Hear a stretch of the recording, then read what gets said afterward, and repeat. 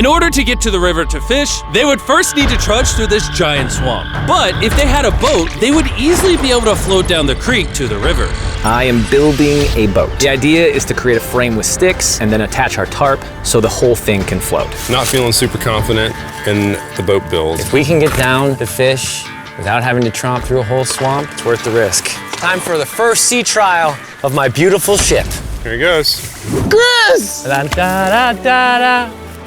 And this is pretty ironic, considering the offer I was about to bring them.